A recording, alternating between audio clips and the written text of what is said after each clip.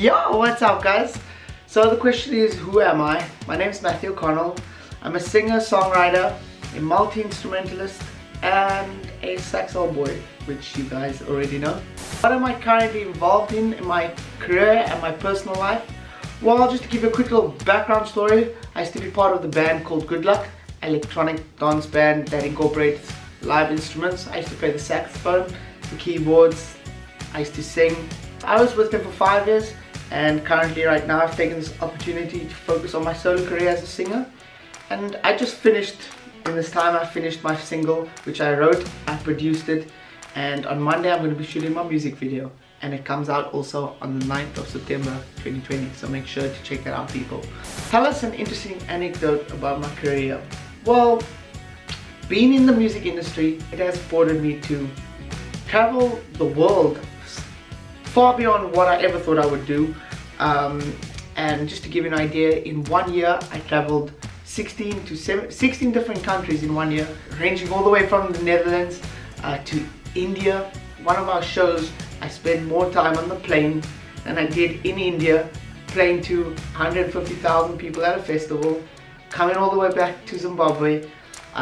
This all happened in the space of 2 days, which was crazy. So I think even from a kid in school up until today, I think the one lesson that I always take with me is to be consistent in everything I do. You know, no matter what, I mean, as long as I always knew, as long as I always believed in myself, I would convince everybody around me to believe in me, in what I'm doing, especially being an artist.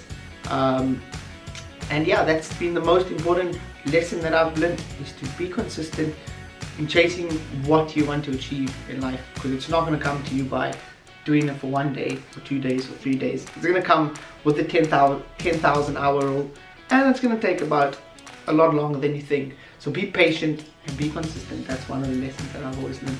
So how did sax play a role in my life? Well, to start off with, firstly, sax taught me to play the saxophone, which I never thought I would ever play. Before I attended sax, I played the piano, and unfortunately they told me that there's just too many piano players, so they said, why don't you just try out a wind instrument?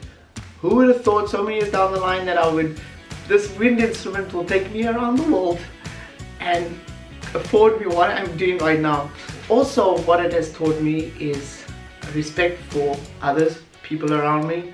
It's basically taught me the person that I am today. Other than how I've been brought up, it's taught me to respect people older and younger than me.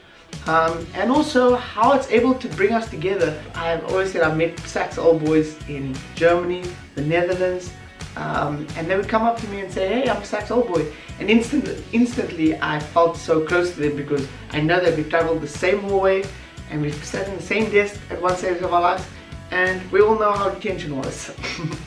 For those that went to detention, I used to go to detention. I wouldn't say a lot. What is my best school memory?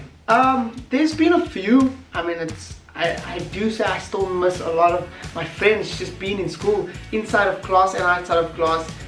It used to be a lot of fun. But what I miss the most is just being hyped up for the sports days coming up, doing the war cries in the hall and just getting everybody, you know, all hyped up. That used to be really, really cool. And then even from the craziest things, like when in the time you thought was crazy, from my Afrikaans teacher, I remember he used to make us write out our homework. If you didn't do your homework, he would make you write it out for like 10 pages front and back. In some weird ways, I miss that, because it's made me who I am today. SACS Old Boys, connecting generations.